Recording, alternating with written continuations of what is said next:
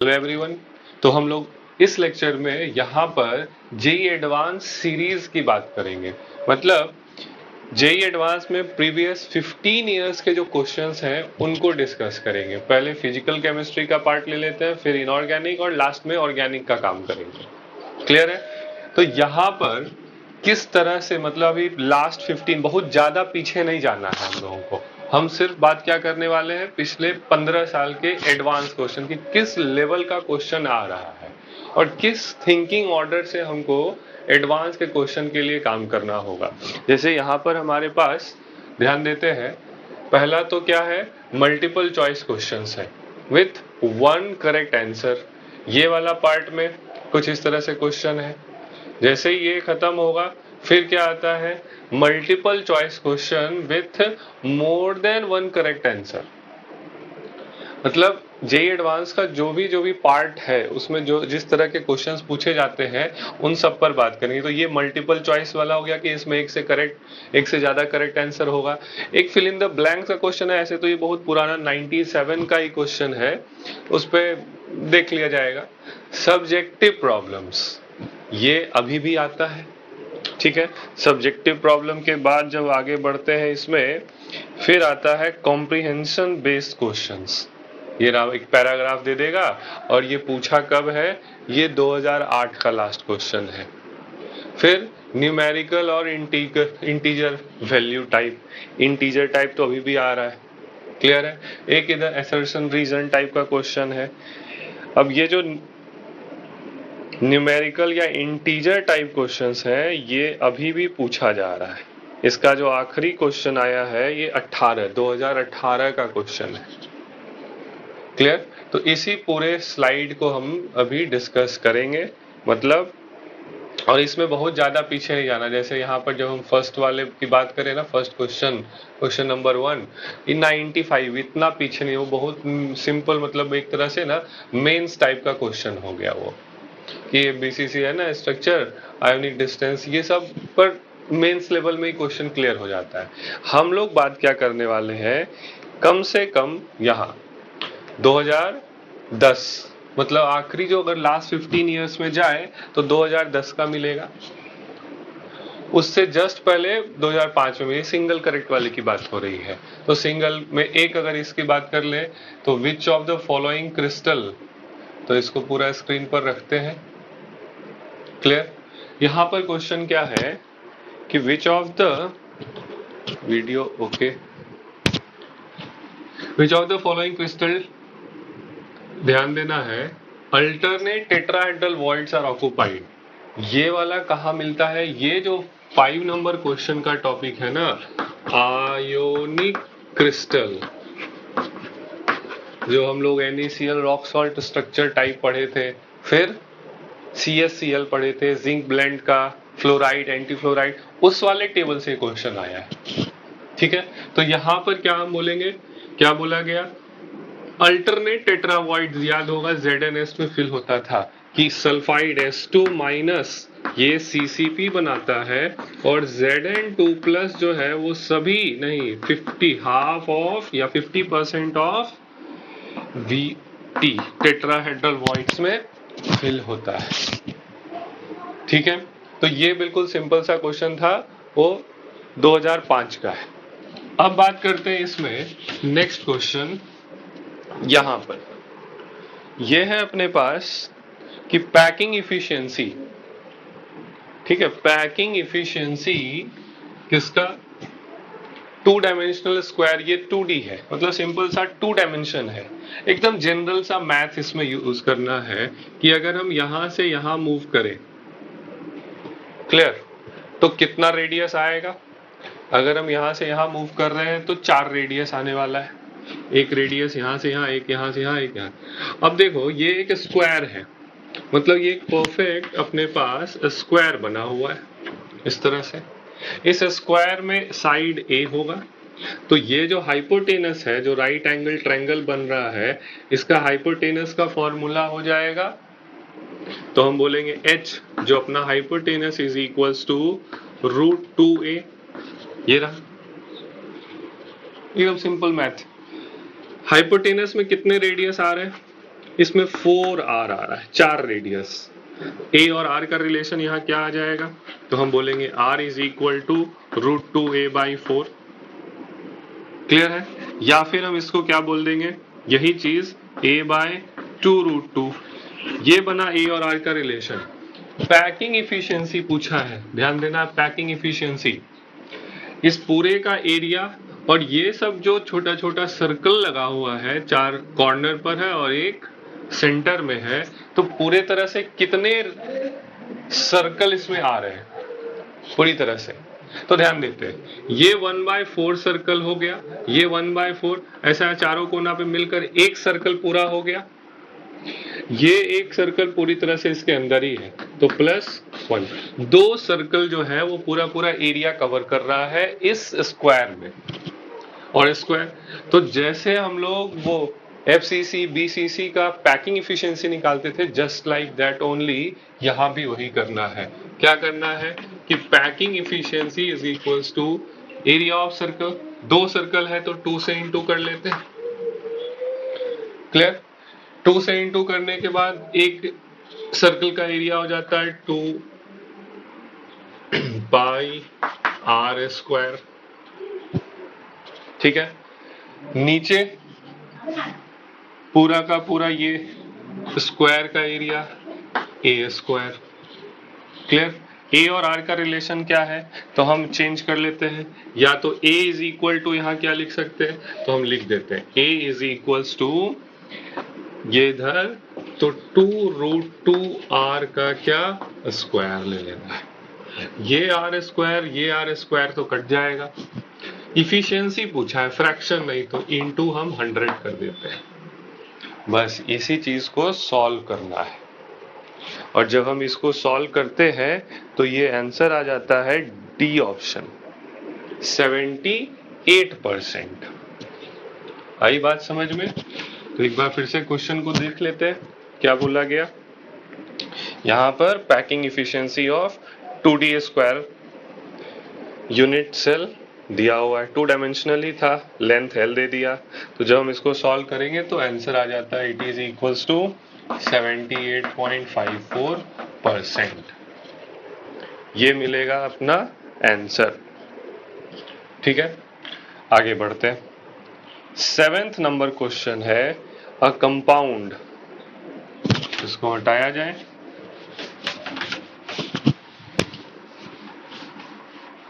Okay, तो next is a compound. यहां लिखा हुआ है, इस पे ध्यान देते जाना है कि कोई कंपाउंड है जिसमें m का नंबर p है और x का नंबर q है CCP packing arrangement of x। यहां x जो है वो CCP बना रहा है। ठीक है, फिर it's unit cell structure shown below. आगे जो है यूनिट सेल का स्ट्रक्चर भी दे दिया है, तो ये रहा वो स्ट्रक्चर, ये रहा। तो क्लियरली अब दिख रहा होगा कि m जो है वो छोटे छोटे स्क्वायर से बना है, ये रहा। ये सब जो है वो m है और x कौन है, CCP है। क्या CCP सभी फिल हो रहा है, दिख रहा है क्या? तो 6 फेस पर हमको दिख रहा है, 8 कॉर्नर पर भी दिख रहा है। मींस x का नंबर तो हो गया टोटल 4। m कहां कहां प्रेजेंट है वो देख लेते हैं। तो m यहां दिख रहा है 1 2, फिर 1 2, सिर्फ 2 ऊपर कॉर्नर पर, 2 नीचे सॉरी एज सेंटर पर, और एक पूरा पूरा बॉडी। तो याद होगा कि एज सेंटर पर कंट्रीब्यूशन 1/4 और 4 एजेस पर है, प्लस एक बॉडी सेंटर में है, तो ये हो गया 2। तो फॉर्मूला आएगा हमारा m2x4। इसको अगर हम सॉल्व कर ले तो हमको मिलेगा mx2। ये रहा, तो इसका आंसर ऑप्शन नंबर 2 हो जाएगा। ठीक है, अब आगे बढ़ते हैं। द अरेंजमेंट ऑफ x, मतलब क्वेश्चन नंबर, तो ये समझ में आ गया क्या करना है, कुछ नहीं था, सीधा सीधा देख लेंगे तो क्या क्वेश्चन बोला है, और ये रहा अरेंजमेंट पूरा। इसके हिसाब से हमको काम करना है कि ठीक है, इसमें 4 एज सेंटर्स कवर हो रहा है, ऑल फेस मतलब सीसीपी परफेक्ट बन रहा है। बस एज सेंटर्स कितने फिल हो रहे हैं, ऊपर दो, नीचे दो और एक बॉडी सेंटर में। क्लियर है? ठीक है, आगे देखते हैं। Next is arrangement of x ions. ध्यान देना है, क्वेश्चन नंबर 8 में एक्स माइनस है, x minus ions around a plus, ये रहा कि ये जो सेंटर है इसमें ए प्लस लगा है और ये सब, तो पहचान में आ रहा होगा कि ये कौन सा वॉइड है। बहुत आसानी से समझ में भी आ रहा होगा, जब हम लोग वॉइड पढ़े थे तो याद होगा कि 1 2 3 इस तरह से, और अब दो बॉल हम ऊपर लगा देते हैं और एक नीचे रखते हैं, तो ये वाला जगह क्या कहला रहा था? ऑक्टाहेड्रल, VO कहला रहा था। इसको थोड़ा छोटा कर दिया जाए, ऑक्टाहेड्रल वॉइड। ऑक्टाहेड्रल वॉइड का कोऑर्डिनेशन नंबर जानते हैं, रेडियस रेशियो भी जानते हैं कि रेडियस रेशियो क्या होता है, means r plus by r minus is equals to 0.414 आता है किसके? ऑक्टाहेड्रल। लिमिटिंग रेडियस रेशियो ये आ गया। क्या आ गया? पढ़ा जाए। If the radius of x minus is, x minus का रेडियस इसका दे दिया, कितना दे दिया? तो r plus by 250 is equals to 0.414, यही है। तो बताया, पूछा गया रेडियस ऑफ a प्लस बताइए। कुछ नहीं, इसको इधर से इंटू कर देना है, मतलब 250 इंटू दिस, और ये जो हम आगे बढ़ेंगे सॉल्व होगा तो ऑप्शन में आ जाएगा अपने पास 104। तो ये जो हम सॉल्व करते हैं तो r plus is equal to 104 pm में है, तो pm पिकोमीटर में लिख देना है। ये रहा आंसर। आई बात समझ में? तो ये था हमारा 2013 का क्वेश्चन। अभी तो बढ़ते हैं आगे अगले क्वेश्चन पर। ये 2013 का क्वेश्चन था। अब 9th number question JEE advance, ये जो है 2021 नया क्वेश्चन है, मतलब अभी 23 है। तो यहां देखते हैं ध्यान से क्या बोला गया। For the given close packed structure of salt made of cation X, तो ध्यान दिया जाए यहां पर हम लिख लेते हैं कैटायन X है और एनायन Y है। ठीक है, एनायन Y शोन बिलो। और क्या लिखा है? Ions of only one face are shown for clarity. नीचे पूरा डायग्राम दिया हुआ है ना। For the packing fraction is approximately, ये रहा हमारा पूरा का पूरा एक्चुअल स्ट्रक्चर, ये है। और जब ये स्ट्रक्चर देख लेंगे तो नीचे 4 ऑप्शंस हैं, मतलब ये भी सिंगल करेक्ट आंसर वाले में। क्लियर? काम क्या करना होगा यहाँ, वो ध्यान से देखा जाएगा। ठीक है, देखते हैं। यहां पर ये जो बीच में सेंटर में दिख रहा होगा, ये छोटा पार्टिकल है और ये कॉर्नर वाला बड़ा, मतलब ये परफेक्ट FCC नहीं है, ये CCP नहीं है। CCP में all particles are same size के होते हैं, कॉर्नर पर लगा होता है और फेस सेंटर पर, और हर एज सेंटर के बीच में क्या बन जाता है? ऑक्टाहेड्रल वॉइड बन जाता है। ठीक है, यहां तक तो ओके। लेकिन इस वाले स्ट्रक्चर में क्या होगा कि ये जो सेंटर में है पार्टिकल, जो ये फेस सेंटर पर है, वो थोड़ा छोटा है। तो पहले तो रेडियस का पता लगा लिया जाए, क्या कि किसका रेडियस क्या होगा। तो अगर हम यहां से यहां एक इस तरह से ड्रॉ करें, फेस डायगोनल है ना, फेस डायगोनल कि ये एक राइट एंगल ट्रायंगल बन रहा है और इस राइट एंगल ट्रायंगल में ये फेस डायगोनल, तो कितने रेडियस? एक तो ये बड़ा वाले का रेडियस इधर, एक बड़े वाले का रेडियस यहाँ, और जो पार्टिकल फेस पर है उसका 2 छोटा छोटा रेडियस आ रहा है। मतलब यहाँ पर हाइपोटेनस जो अपना बन रहा है H इज इक्वल्स टू, उसमें 2r प्लस आ रहा है और 2r माइनस का रेडियस आ रहा है। क्लियर है? ओके। देखो ध्यान से देखना, ये जो कॉर्नर है और ये कॉर्नर, ये दोनों आपस में यहाँ टच हो रहा है यहां से, तो हम यहाँ ये भी कर सकते हैं A is equals to 2r, और अगर रेडियस ऑफ कैटायन और एनायन की बात करें, r plus by r minus is equals to 0.414। इसका मतलब क्या है कि अगर एनायन का रेडियस 1 है तो कैटायन का रेडियस r प्लस जो छोटा वाला पार्टिकल यहाँ पर है वो बस हम ऐसे ही कैलकुलेशन में लगाएंगे, वो अपने आप फाइंड हो जाता है। ठीक है, क्या आएगा? ये आएगा हमारे पास 0.414। हमको दोनों का रेडियस पता चल गया तो पैकिंग इफिशिएंसी भी पता चल जाएगा। क्या लिखेंगे पैकिंग इफिशिएंसी? ध्यान देना है। तो packing efficiency is equals to, यहाँ दो तरह के पार्टिकल्स लगे, कॉर्नर पर लगाया उसका रेडियस थोड़ा बड़ा है तो कॉर्नर 8 कॉर्नर पर होगा, तो total particle 1 into volume 4/3 pi R cation, उसको हम 1 रखें तो आर का रेडियस यहाँ पर, कैटायन रेडियस यहाँ क्या कर लिया जाए का cube, 4/3 pi R cube plus जो फेस पर है ये, तो टोटल फेसेस पर लगे हुए हैं तो हाफ इंटू 6, 3 पार्टिकल, 3 इंटू 4/3 पाई, और ये वाला रेडियस कितना है? इधर ये कैटायन का रेडियस था, ये एनायन, ये कैटायन का रेडियस हो गया, ये एनायन का क्यूब है ना, एनायन का क्यूब बाय ए क्यूब। तो ए क्यूब तो ठीक है कि ये रहा a equal to 2 of r, ये रहा बड़े वाले का रेडियस सीधा सीधा। तो यहां तो हम सीधा रिप्लेस कर देंगे, यहां क्या लगाना होगा तो वो देख लेते हैं।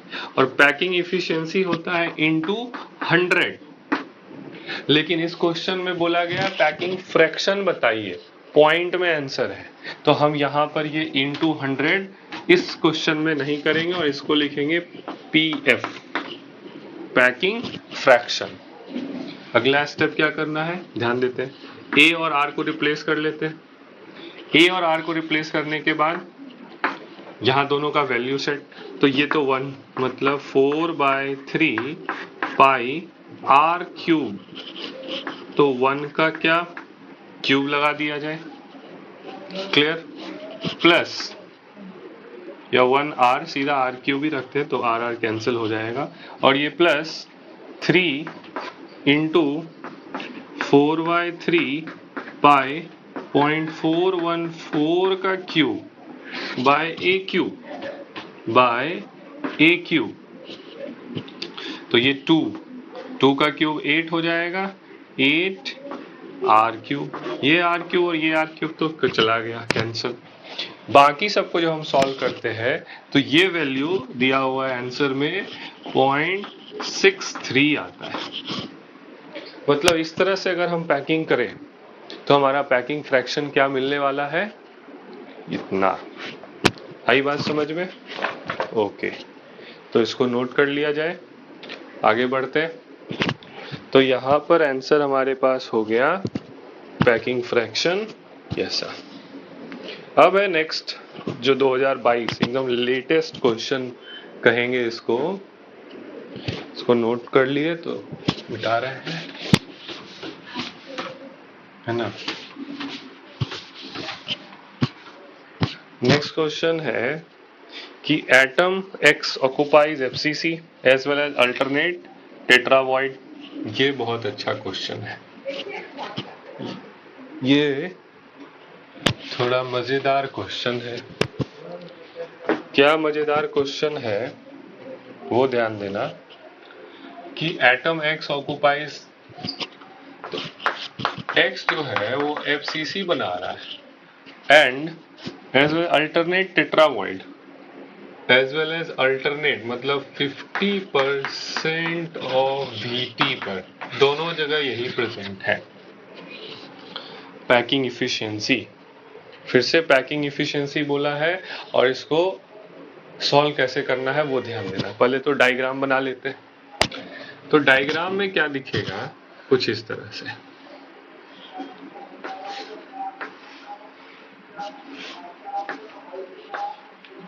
FCC का मतलब पार्टिकल्स सभी कॉर्नर्स पर लगा होगा, और जितने भी फेसेस हैं उन पर लगे होंगे।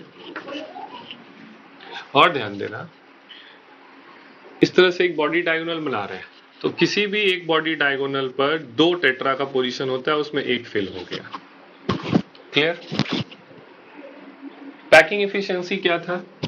तो हम लोग पढ़े थे पैकिंग एफिशिएंसी, पूछा है यहाँ भी परसेंटेज वाला है, ठीक है। तो हम लोग पढ़े थे packing efficiency equal to number of particle, कितना पार्टिकल है, into volume of each particle, volume of each particle by AQ, ये पढ़ा गया था। यहाँ कितना पार्टिकल फेस सेंटर्ड बन रहा है, मतलब 4 पार्टिकल होगा और 50% टेट्रा, मतलब टोटल 8 टेट्रा होता है, उसमें 4 टेट्रा फिल होगा, तो टोटल इसमें पार्टिकल हो गया 8 इंटू 4/3 पाई RQ और नीचे AQ। ये हमारा एग्जैक्ट आएगा क्या, पैकिंग फ्रैक्शन। इफिशियंसी के लिए इसको इंटू 100 कर देते हैं। A और R का यहाँ लोचा रह गया, क्या होगा A और R? ध्यान से देखते हैं हम A और R का रिलेशन कैसे निकालते हैं। एडवांस का क्वेश्चन है तो एडवांस के थिंकिंग से ही काम करेंगे। क्या होगा, ध्यान देते हैं। अगर यहां से यहां पूरा मूव करें तो ये एक बॉडी डायगोनल बनेगा। बॉडी डायगोनल का फॉर्मूला होता है √3a। इस वाले डिस्टेंस को हम कितना बोलेंगे, यहां से यहां अगर मूव कर रहे हैं तो याद है एक टेट्राहेड्रल वॉइड किसी कॉर्नर से बॉडी डायगोनल का 4th भाग होता है, ठीक है। मतलब यहां से यहां जो इंटर आयोनिक डिस्टेंस है वो कितना, बाय 4। आई बात समझ में? हम अभी A और R का रिलेशन निकाल रहे हैं, क्लियर? और देखो कि यहां से यहां अगर मूव किए तो उसमें ये एक पार्टिकल होगा, एक ये पार्टिकल, और 2 रेडियस आ रहा है, कितने में, √3a/4 में। यहां से यहां का जो डिस्टेंस है वो, तो दिस इज इक्वल टू हम कह सकते हैं 2r। ये 2 इधर नीचे चला जाएगा, मतलब हम A और R का रिलेशन पता कर लिए कि R is equals to √3a/8 होने वाला है। यहाँ ये एक रेडियस आएगा, इसी को यहां इन दोनों में सब्स्टिट्यूट कर देंगे कि R की जगह इसको लगा दो, या फिर A की जगह इन सबको इधर ले आते हैं। कोई भी एक सब्स्टिट्यूशन करेंगे, जब सॉल्व करेंगे तो क्या मिलेगा, इसको सॉल्व करने पे आता है ये 35%। तो बस यहाँ जो मेन कॉन्सेप्ट था ना वो इसी वाले यूनिट सेल का था कि A और R का रिलेशन क्या आएगा। क्यों हम ऐसा किए, क्योंकि देखो टेट्राहेड्रल वॉइड पे प्रेजेंट है, कोई भी टेट्राहेड्रल वॉइड अगर ले रहा है, कोई भी टेट्रा, उस पर 50% एक ही फिल करते हैं, 50% ही, क्योंकि हर टेट्राहेड्रल वॉइड पे, हर बॉडी डायगोनल पर 2 टेट्राहेड्रल वॉइड होता है। तो कोई भी बॉडी डायगोनल लिए उस पे एक यहाँ कर लिए, तो ये डिस्टेंस क्या होगा, √3a/4 होगा। इतना इतना इतना ऐसे ऐसे कर करके जाएंगे आगे, ठीक है। यहाँ तक तो ओके है। उसके बाद A और R का रिलेशन पुट कर लिया गया, A और R का रिलेशन आ गया, आंसर फाइंड हो गया, ठीक है। बस इसी को सॉल्व करना था। तो एडवांस में एकदम अच्छे से टाइम दे करके हम इसको क्लियरली सॉल्व करेंगे। ये बिल्कुल एकदम नया, मतलब लास्ट ईयर का क्वेश्चन है। इस बार 23 में लोग एग्जाम देंगे और 22 का ये क्वेश्चन है। आई बात समझ में? चलो आगे बढ़ते हैं, ठीक है। तो सिंगल करेक्ट ऑप्शन का तो काम हो गया। तो सिंगल करेक्ट ऑप्शन खत्म हो चुका है। अब हम बात क्या करने वाले हैं, multiple choice, more than one correct option का। Which of the following statement is are correct, ठीक है। अब इसमें एक से ज्यादा करेक्ट ऑप्शन हो सकते हैं, इसका ध्यान रखना है इस क्वेश्चन में। तो ये फर्स्ट क्वेश्चन, मतलब क्वेश्चन नंबर 11 जो है वो 98 में है, उतना पुराने की बात नहीं करनी है। 12 क्वेश्चन नंबर ये 2009 में है, तो ये तो विद इन 15 ईयर्स का ही है। क्या लिखा गया है ध्यान से देखते हैं। Correct statement regarding defects in, अच्छा ये डिफेक्ट वाले पार्ट से क्वेश्चन है। क्या है, Frenkel defect is usually favoured by a very small difference in the size of cation and anion. नहीं याद है, फ्रेंकल डिफेक्ट में डिसलोकेट होता था कि AgCl बनाता है Ag+, तो Ag+ अपने जगह से दूसरे कहीं पर इंटरस्टिशियल साइट्स में जा जाके अटक रहा था। और ये कब होता है? जब कैटायन एनायन का रेडियस में बहुत बड़ा डिफरेंस हो। यहाँ तो बोला वेरी स्मॉल, नहीं, ये तो गलत हो गया। करेक्ट ऑप्शन ढूंढना है। Frenkel defect is a dislocation. हाँ बिल्कुल, अभी यहाँ से क्या बताए, डिसलोकेट हो रहा है। Trapping of electron in the lattice leads the formation of एब्सेंटर। बिल्कुल सही है कि इलेक्ट्रॉन अगर कहीं कहीं ट्रैप हो जाता है लैटिस लीड में, है ना, मतलब सॉरी लैटिस में, वो लीड्स क्या करता है, formation of F centre, colour centre को बोल रहे थे। तो ये वाला भी सही ऑप्शन है। Schottky defect have no effect on physical properties of solid. याद करो शॉटकी डिफेक्ट में क्या होता था कि NaCl है ना, NaCl, तो NaCl और यहीं कहीं कहीं से पार्टिकल्स जो था वो गायब हो गया था, मतलब हट गया था, निकल गया था, और जिस कारण वैकेंसी बन रहा था। वैकेंसी के कारण डेंसिटी घट गया, तो फिजिकल प्रॉपर्टी तो अफेक्ट हो गया ना। बोला नो इफेक्ट, ये तो गलत। मतलब यहाँ पर जो 4 ऑप्शंस हैं करेक्ट रिगार्डिंग वो सिर्फ बी और सी है। तो एडवांस में भी ध्यान रखना है। मल्टीपल चॉइस में क्या होता है, इसमें 2 करेक्ट है, अगर दोनों करेक्ट वाला टिक हो गया तो 4 नंबर आएगा। अगर एक करेक्ट वाला टिक हो गया, ऐसा कि हम ये करेक्ट कर दिए, तो 1 नंबर आएगा। ऐसा लिखा होता है वहां पर इंस्ट्रक्शन कि अगर मल्टीपल चॉइस में एक करेक्ट ऑप्शन आप करेक्ट करते हैं 1 नंबर, 2 करेक्ट करते हैं तो 2 नंबर, और 3 अगर ऑप्शन है तीनों सही हो गया आपका तो 4 नंबर मिलेगा। यहाँ 2 ही करेक्ट है, एक के लिए 1 नंबर मिलेगा और दूसरे के लिए सीधा सीधा 4 नंबर मिल जाएगा, हो गया। ये ध्यान रखना है।